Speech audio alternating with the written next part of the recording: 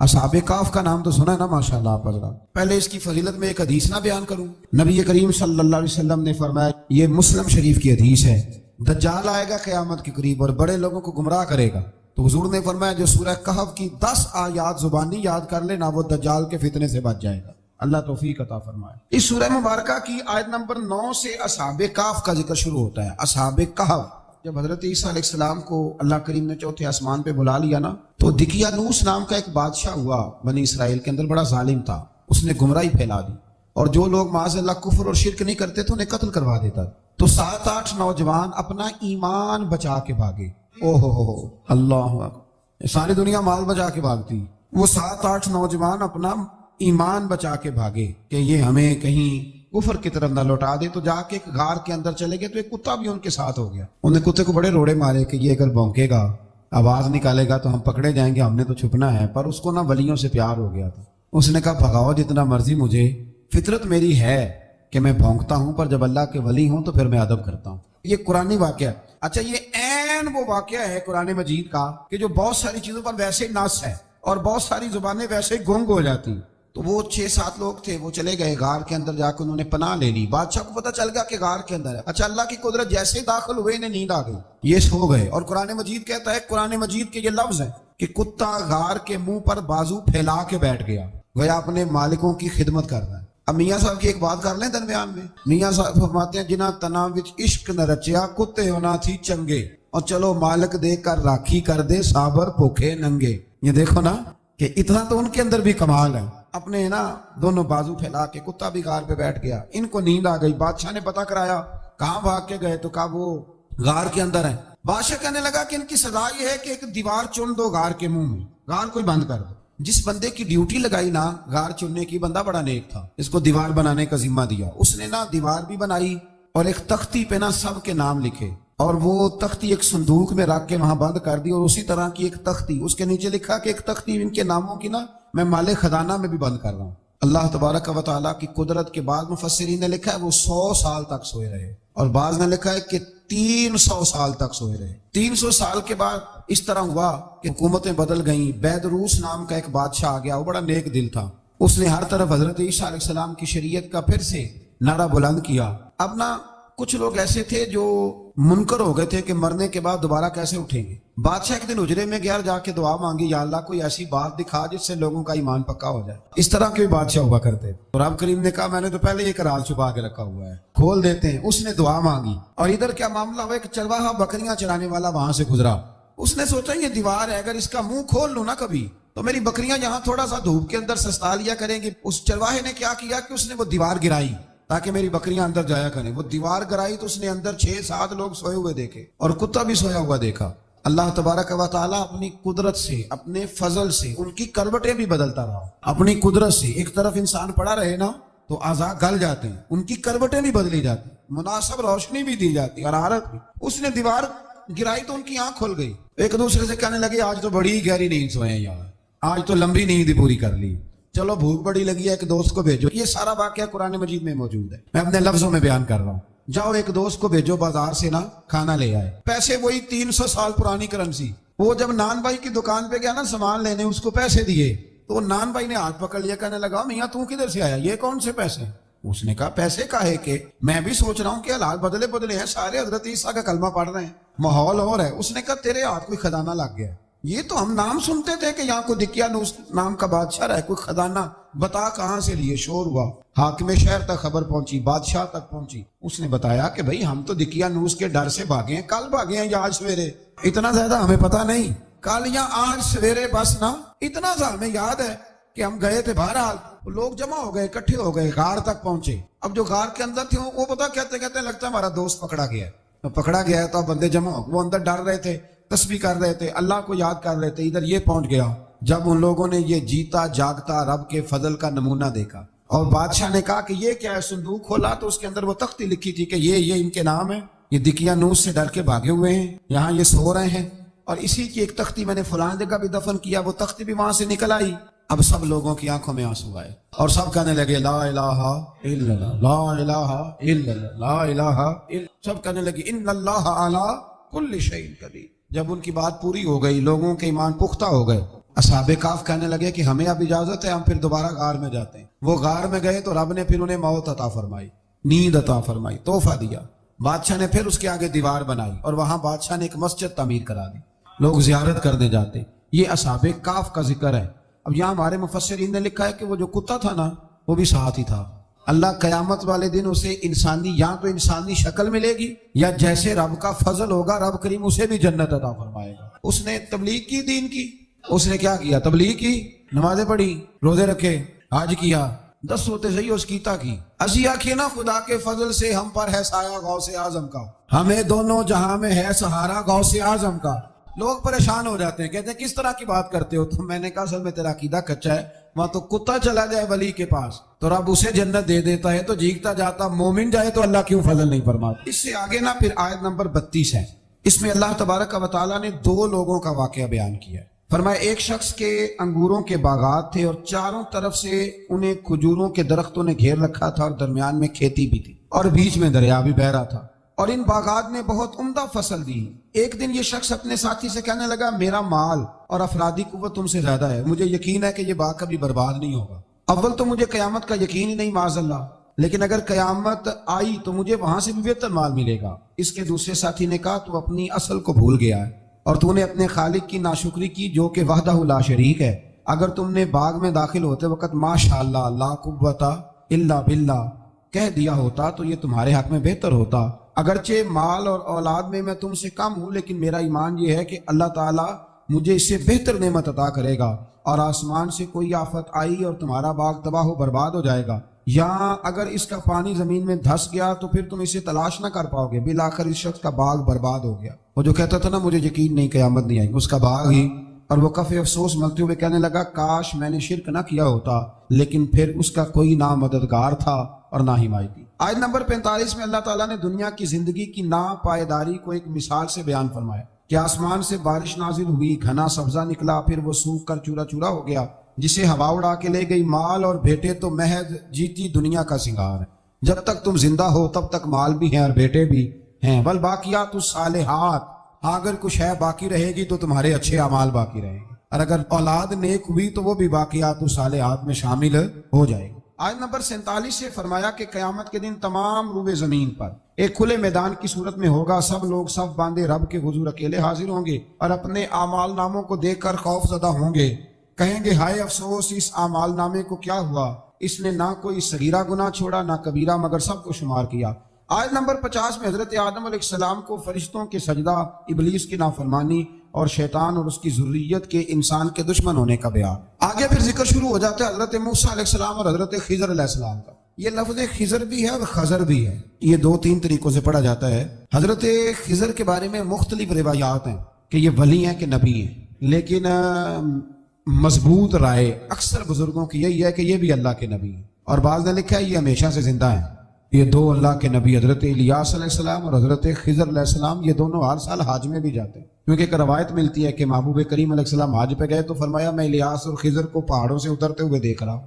تو جن کو اللہ نے کھلی آنکھیں دی ہوتی ہیں پھر انہیں زیارت بھی ہوتی ہے، انہیں یہ نظر بھی آتے ہیں۔ حضرت خضر علیہ السلام کو اللہ نے علم لدنی عطا فرمایا۔ یہ علم لدنی اللہ جس کو اپنے پاس سے عطا کر دے اس کو علم لدنی کہتے ہیں۔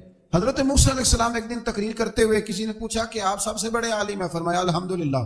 تو اللہ کریم نے فرمایا نہیں ہے موسیٰ کلیم آپ سے بڑے بڑے بھی ہیں، ہمارے یہاں مسئلہ ہے پا نہ پڑی، اور لوگ مناظرہ کرنے آتے ہیں۔ کئی دفعہ لوگ نا مسئلہ بتاتے ہیں تو میں کہتا ہوں جناب آپ نے بتا دیا کہ اب آپ نے حکم کرنا ہے۔ کبھی کبھی کچھ لوگ ایسی باتیں کرتے ہیں وہ جی آپ ایک بندے کا نام لیتے ہیں ذکر کرتے ہیں، تو میں نے کہا چلو ہم نے بھی کہیں کچھ پڑھا ہی ہوگا نا تبھی تو ذکر کرتے ہیں، لیکن جو آتے ہیں نا لوگ وہ مشورہ تمہارے دور میں ہے ہی نہیں، جس نے جو لائن پڑھ لیا ہے وہ اس میں پکا ہو گیا، سارا نہیں نہ پڑھا، سارا پڑھے پھر بات سمجھ میں آتی ہے۔ حضرت موسیٰ کلیم اللہ کے نبی ہیں اور کیا بات ہے ان کی، اور یہ بھی اللہ کا فضل ہوا حضرت موسیٰ نے یہ بات کی تبھی تو ہمیں اتنی شاندار حکمتوں کے پھول ملے، یہ بھی حضرت موسیٰ کا ہی کمال ہے۔ تو حضرت موسیٰ نے کہا کہ اے اللہ وہ جو مجھ سے بڑا ہے عالم ہے وہ کہاں ملے گا جس سے میں حکمت کی بات سیکھوں؟ تو فرمایا جہاں مجمع البحرین ہے نا 2 دریا ملتے ہیں وہاں وہ ملے گا۔ حضرت موسیٰ کلیم سے اللہ نے فرمایا کہ جاؤ جہاں 2 دریا ملیں گے نا وہاں تمہیں وہ شخص ملے گا۔ تو یا اللہ میں کس طرح؟ فرمایا زادرہ ساتھ لے جاؤ، کھانے پینے کا سامان۔ حضرت موسیٰ کلیم لے گئے، مچھلی بھی لے گئے۔ فرمایا یہ مچھلی جہاں تمہارے برتن سے نکل کے دریا میں داخل ہو، وہاں دریا میں شگاف پڑ جائے گا، وہاں وہ تمہیں شخص ملے گا۔ حضرت موسیٰ نے اپنے خادم حضرت یوشع بن نون علیہ السلام کو بھی ساتھ لیا۔ یہ بعد میں حضرت موسیٰ علیہ السلام کے جانشین ہوئے۔ یہ دونوں سفر پہ نکل گئے، ایک جگہ پہ پہنچے جہاں پہاڑ تھا، ساتھ دریا بھی تھا، اس کے نیچے آرام کرنے لگے۔ حضرت موسیٰ کلیم سو گئے تو یوشع بن نون علیہ السلام موجود تھے۔ مچھلی جھٹ سے نکلی، دریا میں داخل ہو گئی، وہاں راستہ بھی بن گیا۔ اب اٹھے حضرت موسیٰ کلیم، جب اٹھے تو فرمایا چلو چلیں۔ تھوڑا آگے جا کے فرمایا بھوک لگ رہی ہے، کھانا تو نکالو۔ انہیں یاد آیا، کہنے لگے حضور مچھلی تو دریا میں چلی گئی تھی۔ فرمایا تو نے بتایا ہی نہیں، وہی تو ہماری منزل تھی جہاں مچھلی دریا میں گئی۔ پھر وہاں سے واپس آئے قدموں کے نشانوں پہ، وہاں پہنچے جہاں مچھلی گئی تھی، تو وہاں ایک شخص لیٹا ہوا تھا چادر لے کے۔ آپ نے سلام لی تو انہوں نے کہا وعلیکم السلام یا موسیٰ کلیم اللہ۔ تو آپ نے فرمایا آپ کون ہیں؟ فرمایا میں وہی ہوں جس کو آپ تلاش کر رہے ہیں۔ تو فرمایا آپ نے مجھے کیسے پہچانا؟ فرمایا جس رب نے تمہیں بھیجا ہے نا، اس نے ہی مجھے بتایا ہے کہ موسیٰ آ رہے ہیں۔ اب حضرت خضر نے جو کچھ فرمایا وہ بڑا شاندار ہے۔ فرمایا موسیٰ کچھ باتیں ایسی ہیں جن کا آپ کو علم ہے اور مجھے نہیں، اور کچھ ایسی ہیں جن کا مجھے علم ہے اور آپ۔ اللہ اکبر، یہ کبھی ہماری سمجھ میں بات آ جائے، یہ کبھی سمجھ میں آ جائے۔ کچھ باتیں ایسی ہیں جس کا مجھے علم ہے، اور یہ بڑے بڑے سیانے بندے نہیں مانتے، بڑے بڑے میں عالم ہوں جی، تو آپ عالم ہیں میاں ایک شعبے کے، لیکن بہت سارے دنیا میں شعبے ہیں نا۔ دین کے عالم کا درجہ سب سے بڑا ہے، لیکن قانونی مشاورت کرنی ہے تو آپ وکیل سے کریں، گاڑی کے بارے میں پوچھنا ہے تو کسی مکینک سے پوچھیں، لیکن آپ بن کے نہ بیٹھ جائیں۔ فرمایا جس کا آپ کو علم ہے مجھے نہیں، اور جس کا مجھے علم ہے ان میں سے آپ کو نہیں۔ تو کہا میں پھر آپ کے ساتھ رہنا چاہتا ہوں اور میں وہ سیکھنا چاہتا ہوں جو آپ بتا رہے ہیں۔ تو حضرت خضر فرمانے لگے صبر کر لیں گے میرے ساتھ، یہ سب سے مشکل کام ہے۔ یعنی ہر بات کی تو یہاں لوگوں کو وضاحت چاہیے۔ کھانسے بھی تو آپ کو بتانا پڑے گا کھانسے کیوں، ہنسے بھی تو آپ کو بتانا پڑے گا ہنسے کیوں۔ بھئی بزرگ ہیں، بزرگوں کی باتوں میں حکمتیں ہوتی ہیں، لیکن ہم حکمت کی طرف جانے کو تیار نہیں ہوتے۔ ہمیں تو فوری طور پہ جواب چاہیے، حل چاہیے۔ حضرت موسیٰ علیہ السلام جناب خضر کے ساتھ چلے۔ فرمایا صبر کروں گا، میں چلتا ہوں آپ کے ساتھ۔ دریا کے قریب گئے کشتی میں بیٹھنے کے لیے، تو کشتی والوں نے حضرت خضر کو پہچان لیا، بغیر کرائے کے سوار کرایا، اور جب پار اترنے لگے تو حضرت خضر نے کشتی کا ایک تختہ ہی توڑ دیا۔ حضرت موسیٰ کہنے لگے یہ آپ نے کیا کیا؟ انہوں نے نیکی کی، آپ نے تختہ توڑ دیا۔ فرمایا آپ کو کہا تھا نا آپ نے صبر نہیں کرنا۔ فرمایا چلو میں صبر کروں گا۔ تھوڑا آگے گئے تو ایک نوجوان لڑکا، ابھی چھوٹی عمر ہے، وہ ملا۔ حضرت سیدنا خضر علیہ السلام نے اسے قتل ہی کر دیا۔ فرمانے لگے آپ نے قتل ہی کر دیا؟ ایک قرآن مجید ہے بھائی، میں کبھی کبھی سوچتا ہوں یہ ہم کسی درویش کی بات سناتے تو بندے ہٹ جاتے، فتوے نکلتے کہ نہ نکلتے؟ میرا خیال ہے ہر مسجد سے نکلتے، اور فتوے ایک جتنے مسجد میں نمازی ہوتے سب کے ہاتھوں میں فتوے ہوتے۔ قتل کر دیا، قتل ہی ہو گیا بندہ۔ تو حضرت سیدنا موسیٰ علیہ السلام فرمانے لگے آپ نے قتل ہی کر دیا۔ فرمایا میں نے کہا تھا نا آپ نے صبر نہیں کرنا۔ آپ فرمانے لگے چلو اگر اب میں بولا نا تو بے شک آپ مجھے علیحدہ کر دیجیے گا۔ حضرت موسیٰ کلیم اب بولا تو علیحدہ کر دے۔ ایک بستی میں داخل ہوئے، بستی کے لوگوں سے پانی مانگا تو انہوں نے پانی بھی نہ دیا، آرام کرنے کو جگہ بھی نہ دی، پر وہاں ایک دیوار گر رہی تھی، حضرت خضر علیہ السلام نے سیدھی کرنی شروع کر دی، ساری دیوار بنائی۔ تو حضرت موسیٰ کہنے لگے کن لوگوں کی خدمت کر رہے ہو جنہوں نے پانی بھی نہیں دیا، جنہوں نے پانی تک نہیں پوچھا؟ فرمانے لگے بس بھیا آپ نے وعدہ کیا تھا کہ اب بولیں گے تو بے شک علیحدہ کر دینا، آپ بولیں اب آپ کا اور میرا ساتھ زیادہ نہیں چل سکتا، آپ بولیں۔ جو بول پڑے نا غلامی کرے تو رستے لمبے چلتے ہیں، اور جو بولے نا جس کو وضاحتیں چاہیے ہو وہ غلام نہیں ہوتا، اس کے ساتھ پھر باتیں لمبی۔ ہاں تو آنکھ بند کر کے چل، ہاں آزم جاتے لائیے ہی نہ تجھے لائیے تھے، پھر آنکھ بند کر کے پیچھے چل کے بات ختم ہو گئی۔ حضرت خضر علیہ السلام نے جب کہا نا کہ اب آپ کا وعدہ ختم ہو گیا، فرمایا میں آپ کو جانے سے پہلے حکمت بتاتا ہوں، یہ وہ علم ہے جو اللہ نے مجھے اپنے پاس سے عطا فرمایا ہے، یہ وہ ہے جو علم لدنی ہے۔ کہا جناب کیا مطلب؟ فرمایا وہ جو میں نے تختہ توڑا تھا نا، تو یہ مسکین بچے ہیں جن کی کشتی تھی، تو دریا کے اس پار بادشاہ کھڑا تھا، وہ جو صحیح صحیح کشتیاں ہوتی تھی قبضے کر لیتا تھا، اور جو تھوڑی سی ٹوٹی پھوٹی ہوتی تھی نا وہ چھوڑ دیا کرتا تھا، تو میں نے تھوڑی سی کشتی ان کی اس لیے توڑ دی ہے تاکہ دیکھے گا تو چھوڑ دے گا، اس لیے میں نے بھلا کیا ہے۔ اور فرمایا وہ جو بچہ میں نے قتل کیا نا وہ شروع سے ہی کفر کا دل دادا تھا، اس کے ماں باپ نیک تھے، اگر بڑا ہوتا جوان ہوتا تو ہو سکتا ہے ماں باپ کو بھی کفر میں مبتلا کر دے، اب اس کے بدلے اللہ انہیں صالح بیٹا عطا فرمائے گا، تو یہ بھی میں نے اللہ کے دیے ہوئے علم سے کیا۔ اور فرمایا یہ جو دیوار میں نے نبی ہو کے یا ولی ہو کے مزدوری کر کے دیوار بنائی ہے نا، اللہ اکبر، فرمایا یہ دیوار عام لوگوں کی نہیں، یہ یتیم بچوں کا خزانہ ہے دیوار کے نیچے، یہ گر جاتی تو خزانہ ظاہر ہو جاتا، اور بچائی اس لیے ہے کہ وَكَانَ أَبُوهُمَا صَالِحًا، ان بچوں کا باپ نیک آدمی تھا، ان کا باپ قاضی ثناء اللہ صاحب پانی پتی فرماتے ہیں ڈائریکٹ باپ نہیں تھا، 7ویں نسل میں جا کے باپ بنتا تھا۔ سن لیں یہ بھی بات، ایک بندہ نیک ہو تو اس کی 7 نسلوں تک رب خزانوں کی بھی حفاظت فرماتا ہے۔ اب آپ اندازہ فرمائیں کہ بات کتنی دور تک جاتی ہے۔ بزرگوں کی باتوں میں نا حکمتیں ہوتی ہیں، دانائیاں ہوتی ہیں۔ یہ طریقت کے جو لوگ ہوتے ہیں انہیں سبق یہ دیا جاتا ہے کہ آمنا و صدقنا، ماننا ہے اور تصدیق کرنی۔ ہمارا معاملہ یہ ہے کہ یہاں وضاحت دینی پڑتی، وہ جی وہاں کیا ہوا تھا، وہ جو گاڑی آپ کے پاس ہے تو وہ کہاں سے آئی، تو وہ جو کل آپ نیا جوڑا پہن کے آئے تھے تو وہ کدھر سے آیا۔ تو جو لوگ وضاحتیں مانگتے ہیں وہ اپنے نہیں ہوتے، ان کا غلامی کا رشتہ نہیں ہوتا۔ حبیب اور ہوتا ہے، شریک اور ہوتا ہے۔ شریک وضاحتیں مانگتے ہیں، حبیب محبت کرتے ہیں۔ ہمارا آج سب سے بڑا المیہ یہ ہے، سب سے بڑا، کہ ہم کسی حکمت کے تحت کوئی بندہ اگر کوئی کام کر رہا ہے تو مجبوری ہے کہ ہمیں وہ حکمت بتائی جائے۔ ایسا نہ کریں۔ یہ طریقہ حضرت غوث اعظم رضی اللہ تعالیٰ عنہ، حضور غوث پاک رضی اللہ تعالیٰ عنہ کو ایک شخص ملنے آ گیا۔ ملا علی قاری نے لکھا ہے، آپ کے ایک مرید نے کہا چل میرے پیر سے ملنے۔ کہنے لگا میں نہیں جاتا ملنے کسی پیر شیر سے۔ کہا نہیں آؤ تو صحیح۔ وہ آیا نا تو اس نے دیکھا کہ 50 گھوڑے عربی نسل کے کھڑے ہیں غوث پاک کے دروازے، موٹے تازے چوڑے عربی نسل کے گھوڑے۔ اس کے ذہن میں خیال آیا، کہنے لگا یار سواری کے لیے اگر رکھے ہیں تو ایک بھی کافی تھا، 50 کی کیا ضرورت تھی؟ اللہ اکبر۔ اب واقعی 50 کھڑے تھے، مرید کے پاس جواب ہی کوئی نہیں تھا۔ کہنے لگا یار پتا مجھے بھی کوئی نہیں، لیکن حضرت صاحب نے رکھے ہیں تو حکمت ضرور کوئی ہوگی۔ اللہ اکبر۔ وہ چلے گئے واپس۔ وہ روز تنقید کرتا، کیسا تیرا پیر ہے 50 گھوڑے رکھے ہوئے، کیسے تیرا پیر ہے 50 گھوڑے رکھے ہوئے۔ کچھ دن گزرے تو ملا علی قاری کہتے ہیں وہ اعتراض کرنے والے کے پیٹ میں کوئی تکلیف ہوئی، بغداد کے سب سے بڑے طبیب کے پاس گیا۔ اس نے کہا تیرا تو جگر تباہ ہو گیا ہے، عربی نسل کا ایک گھوڑا چاہیے، اس کو ذبح کریں گے، اس کا جگر نکالیں گے، اس کی دوائی بنا کے تجھے کھلائیں گے اور 50 گھوڑے ہوں گے تو بچے گا۔ اب پریشان ہو گیا، کہنے لگا گھوڑے ہیں تو صحیح، پر جو میں حال کر رہا ہوں گا گھوڑے تو نہیں ملیں گے، میرا تو جوتوں والا کام ہے، وہ شاید مل جائیں۔ لیکن جب انسان مرنے لگتا ہے تو پھر اس کو ڈوبتے کو تنکے کا سہارا۔ اپنے دوست کے پاس گیا، کہنے لگا چل تیرے پیر کے پاس چلیں۔ اس نے کہا تجھے نہیں لے کے جانا، تو تنقید کرتا ہے۔ کہتا ہے ایک دفعہ چاہیے کیا؟ کہا گھوڑے۔ کہنے لگا تیرے لیے رکھے ہیں کوئی، جا دوڑ جا، میرے حضرت صاحب کی ضرورت کیا ہے؟ لیکن جب غوث اعظم کی خانقاہ میں داخل ہوئے نا تو حضور غوث اعظم اٹھ کے ملے، اللہ والے دلوں میں باتیں نہیں رکھتے، ماتھا چوما اور فرمانے لگے میاں تو ایک دن نا میری گلی سے گزر رہا تھا تو میری تیرے اوپر نظر پڑی، تو مجھے نظر آیا تو بیمار ہوگا اور تیرا علاج عربی نسل کے 50 گھوڑوں کی وجہ سے ہوگا، تو میں نے تیرے لیے لا کے کھڑے کیے ہوئے ہیں، تیرے لیے ہی کھڑے کیے ہیں۔ تو نہ گھر بھی لے جانے کی ضرورت نہیں، چارہ بھی میرے مرید ہی ڈال دیا کریں گے۔ تو اس طرح کرنا، روز آنا ایک گھوڑا لے جانا، پھر اگلے دن آنا تو دوسرا۔ وہ خدا کے بندے تیرے لیے رکھے تھے، تو تنقید کر رہا ہے۔ اللہ کے بندے پردہ پوش ہوتے ہیں، ہاں شرط یہ ہے کہ وہ بندہ صالح ہو، دیندار ہو، وہ والا پیر نہ ہو جو نماز بھی نہ پڑھے اور گھوڑے 15 رکھے ہوئے ہوں اس نے، وہ والا معاملہ نہ ہو۔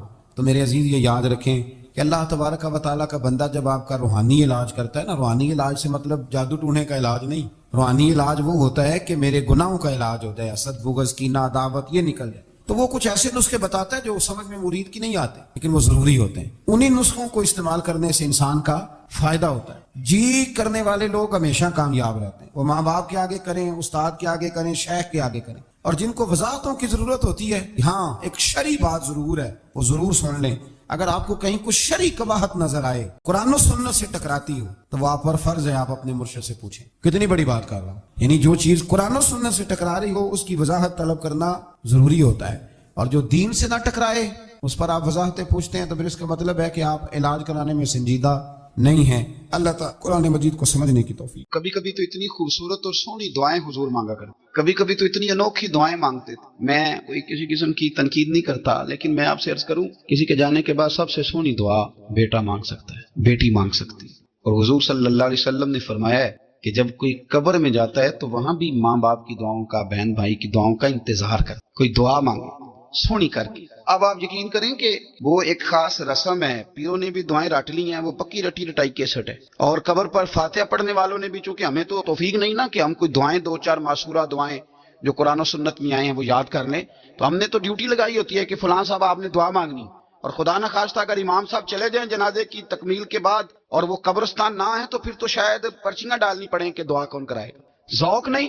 لیکن حضرت عوف بن مالک رضی اللہ تعالیٰ عنہ فرماتے اس رنگ میں حضور دعا مانگتے قبر پہ کھڑے ہو۔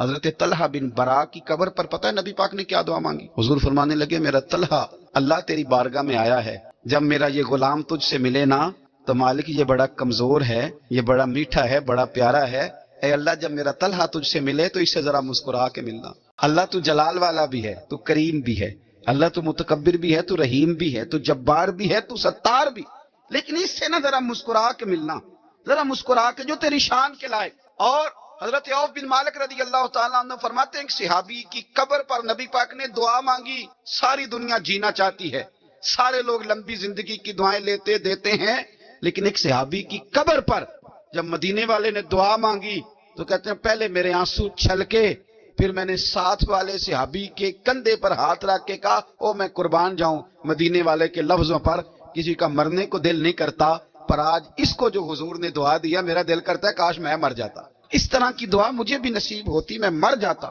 اس طرح کی ندم کی ہے خدا, آرزو ہے یہی, عاشق ازار کی آبرو ہے یہی, موت کے وقت سر ان کے قدموں میں ہو, دید ہوتی رہے دم نکلتا رہے. اور کسی نے سادے لفظوں میں کہا تھا آخری ویلے میری آنکھیاں راہ تک نہ تیرا, تیرا تے کچھ بھی نہیں جانا سجنا, پا جامی ایک پھیرا, تو جے تو سر تے آنکھ کھلو میں پھر پردہ رہ جائے میرا, جے تو سر تے آنکھ کھلو میں تے پھر پردہ رہ جائے میرا, تے سوکھا نکلے ساو ظہوری جے ویخ لواں مکھ تیرا. قیمتی ہیرے ہیں زندگی کے لمحے, ان کو ضائع نہ کریں.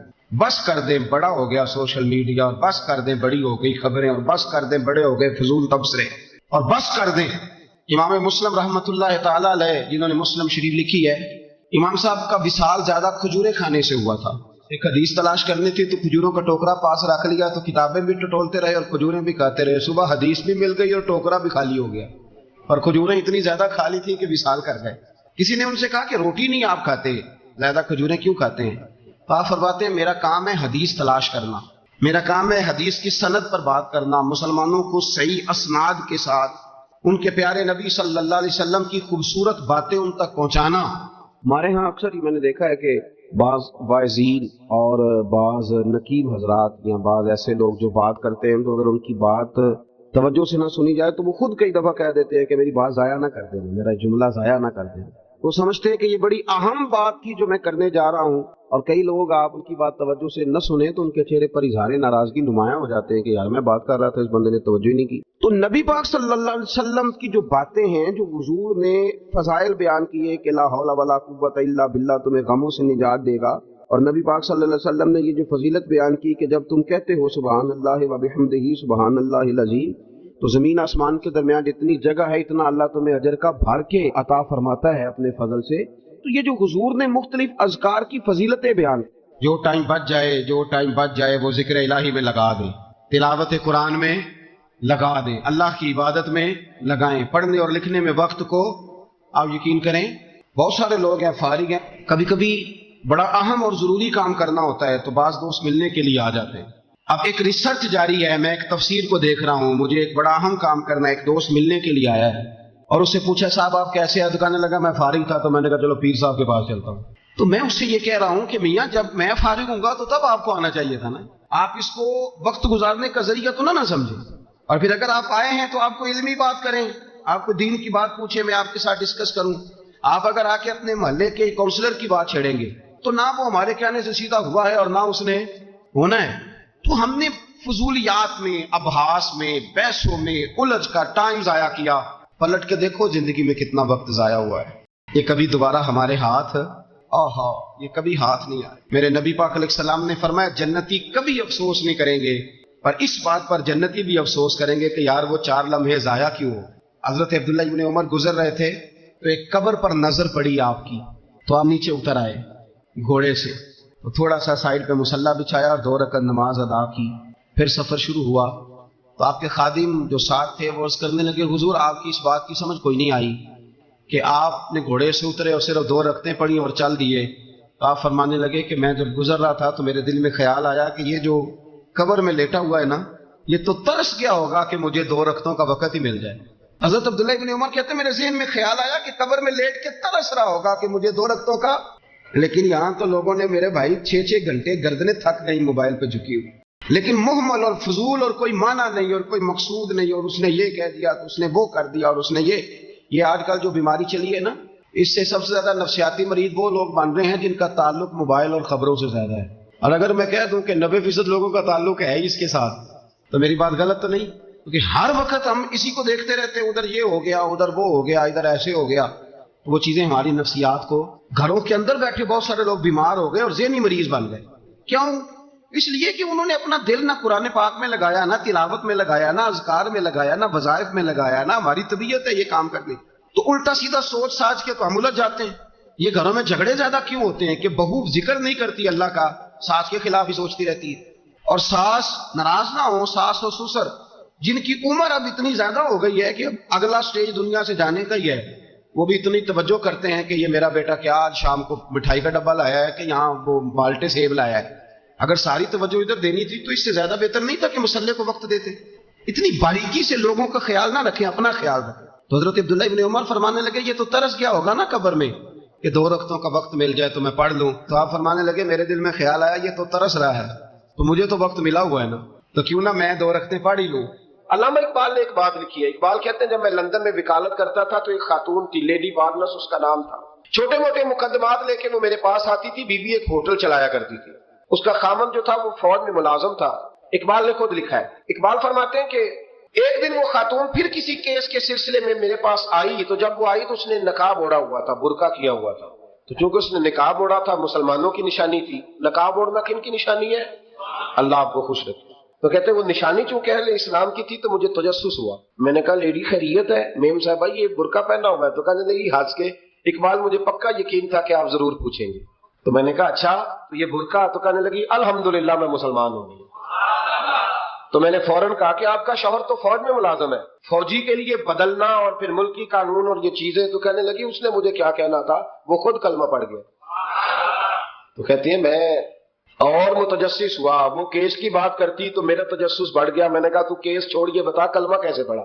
تو کہنے لگی اقبال اصل بات یہ ہے کہ میں نا بے اولاد تھی, خاوند بھی بڑے اچھے پیسے کماتا, میں خود بھی ہوٹل چلاتی, پر ڈپریشن اور ٹینشن اور بلا وجہ کی پریشانیاں جان نہیں چھوڑ. یہ ٹینشن اور ڈپریشن کا نا مجھے عربی ترجمہ کوئی نہیں ملا. یہ ڈپریشن اور ٹینشن کا نا میں نے تلاش کیا ہے, لیکن مجھے عربی لغت کے اندر ان کے معنی مجھے لگتا ہے کہ اس زمانے میں یہ چیزیں تھی ہی نہیں. ہوتی تو ان کا کوئی نام بھی, یہ آج ہے نا تو اس لیے آج کے زمانے میں ہی نام ہے, مفت کا, مفت کی پریشانی.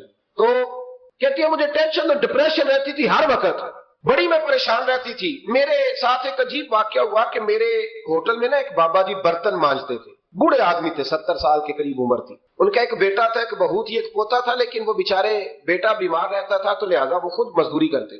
کہتے ہیں ایک دن وہ بابا جی میرے پاس آئے, کہنے لگے میم صاحبہ 2-4 دن کی چھٹی چاہیے. تو میں نے کہا خیریت ہے؟ کہنے لگے میڈم میرا بیٹا فوت ہو گیا. آپ کو پتا ہے باپ کا جنازہ پڑھنا آسان ہے, بیٹے کا جنازہ اٹھانا بڑا مشکل کام. کہتی ہے میں کچھ لکھ رہی تھی, میرے ہاتھ سے قلم گر گیا. میں نے خود گاڑی بھیجی, بابا جی گاؤں چلے گئے جہاں وہ رہتے تھے. کہتی 2-3 دن کے بعد میں اور میرا شوہر گئے تو رستے میں ہم باتیں کر رہے تھے کہ کیا تعزیت کریں گے. ایک کی بیٹا تھا, کوئی رشتہ دار بھی نہیں, تو اس کی تو کائنات اجڑ گئی, کن لفظوں سے اسے تعزیت کیا کہیں. کہتے جب ہم گئے تو وہ ٹوٹی ہوئی چٹائی پہ بیٹھا تھا, کچھ لوگ قریب تھے. ہم نے جا کے کہا بابا آپ مسلمان ہیں, ہم آپ کو کیا نصیحت کریں. ایک کی بیٹا تھا کہ کس طرح کر کے ہم آپ کو تسلی دیں. تو کہتے ہیں اس نے آنکھیں کھولی, بوڑھی آنکھوں میں ایمان کی روشنی. کہنے لگا بی بی کیا تعزیت کی بات کرتی ہو, میں نے کوئی پیسے جمع کرا کے بیٹا لیا تھا, خدا نے فضل سے دیا تھا, عدل سے لے گیا ہے. میں اپنے رب کے فیصلوں پہ بڑا راضی ہوں, اللہ بڑا کریم ہے, وہ لے گیا, اس کا مال تھا. آپ یقین کریں ہمارے دیہاتی لوگ یہ کہا کرتے تھے, میں نے کانوں سے سنا ہے. ایک بوڑھے آدمی کا ایک دفعہ بیٹا فوت ہو گیا تو کسی نے اس سے کہا بابا چھوٹی عمر میں بچہ چلا گیا, تو مجھے لفظ نہیں بھولتے. کہنے لگے پتر اللہ دی فصل ہے, کچی بڈے تام ہی ہو دی. سنے آپ نے بھی کبھی یہ فکرہ, کچی بڈے تے پکی لے گئے تے تام ہی ہے جو ہو دی. جب اس کا جی چاہا وہ لے گیا. اللہ اکبر. وہ خاتون کہتی ہے کہ وہ بابا جی سے میں نے کہا کہ چلو آپ 1 مہینے کی چھٹی کر لے. تو کہنے لگا نہیں میڈم میں مسلمان ہوں, مفت کی روٹی نہیں کھاتا, مزدوری کر کے کھاتا ہوں, میں انشاءاللہ 2-3 دن کے بعد کام پہ آ جاؤں گا. کہتے ہیں وہ چند دنوں کے بعد آ گیا. اللہ کی قدرت کے ابھی 2-3 ماہ گزرے تھے پھر آیا, میڈم چھٹی چاہیے کچھ دنوں کی. میں نے کہا خیریت ہے؟ کہنے لگے وہ میری بہو بھی ہارٹ اٹیک سے فوت ہو گئی. کہتے اب میں بھی تڑپ گئی, عیسائی ہو کے میری آنکھوں میں آنسو آ گئے. میں نے کہا گھر کا دروازہ بند ہو گیا, اب یہ بیچارہ کیا کرے گا. وہ اپنے شوہر کے غم میں ہارٹ اٹیک سے فوت ہو گئی. کہتے ہم پھر 2-3 دن کے بعد تعزیت کے لیے گئے, پھر ٹوٹی ہوئی چٹائی, بوڑھا نہ اپنی انگلیوں سے زمین پر کچھ بنا رہا. کہتے قریب گئی اور میں نے جا کے کہا بابا اب تو تسلی آپ نے خود ہی کرنی ہے, جو نظام تھا وہ تو ہو گیا. تو کہتے ہیں پھر اس نے آنکھیں کھولی, آسمان کی طرف دیکھا تو کہنے لگا بیٹی کوئی پریشانی نہیں, میرا بیٹا بغیر شادی کے بھی تو فوت ہو ہی سکتا تھا, بس میرے مالک نے جب چاہا جیسے چاہ ہوا. میں انشاءاللہ 2-4 دن کے بعد کام پہ آؤں گا. یہ میرا 3-4-5 سال کا پوتا ہے, ابھی اسکول داخل ہوا ہے, میں ساتھ لے آؤں گا, وہاں میرے ساتھ اوپر کوارٹر میں جہاں میں رہتا ہوں یہ بھی رہے گا. کہتی ہے میں سختے میں آ گئی اس کی کیفیت دیکھ کے. وہ پوتے کو ساتھ لے آیا, कभी कभी मैं देखती छत पे खड़े होके कि दादा घोड़ा बना हुआ है और पोता सवारी कर रहा है। वो सवेरे उठता, उसको स्कूल छोड़ के आता, शाम को लेके आता, प्यार करता, मोहब्बत करता। तीसरी मंजिल पर हमने क्वार्टर दिया हुआ था, वहां दादा पोता रहते। अल्लाह तू बड़ा बेनियाज है। कहती है इकबाल, एक दिन ना पोता ऊपर वाली मंजिल पे खेल रहा था, उसका पैर फिसला, वो गर्दन के बल जमीन पे गिरा। मुझे खबर हुई तो मैं दौड़ी, एम्बुलेंस मंगाई। खून से लिथड़े हुए उस बच्चे को दादे ने अपनी गोद में रखा। और जब हम अस्पताल की तरफ गए तो हॉस्पिटल बाद में आया, जनाबे इजराइल पहले आ गए और कहते हैं वो गोद में दम तोड़ गया। फिर दादे ने उसे अपने हाथों से गुस्ल दिया, फिर उसने अपने बूढ़े हाथों से कब्र खोदी और फिर मिट्टी डाल के कहने लगा इन्ना लिल्लाहि व इन्ना इलैहि राजिऊन। जे सोना ही मेरे दुख विच राज, जे सोना ही मेरे दुख विच राज। फिर सुख नु चुल्ले डावा। कहते हैं वो मिट्टी डाली उसने, और जब वो वापस पलटा तो मैं बाजू से थाम के होटल करीब लाई। उन्होंने उसके करीब कहा कि बाबा टूट गया है तो बिखर गया है, मुझे महसूस होता है कि अब ना तेरी रातें और तेरी सुबह और तेरी शामें गमों में गुजरेंगी। तो कहते हैं यूं उसने हाथ रखे और यूं आंसू छटक दिए। कहने लगा मैडम क्यों क्यों, मेरे अंदर कोई अकीदा नहीं, मैं कोई लवारस हूं, मेरा कोई रब नहीं, मैं क्यों परेशान रहूंगा, मैं तो पका हुआ फाल हूं।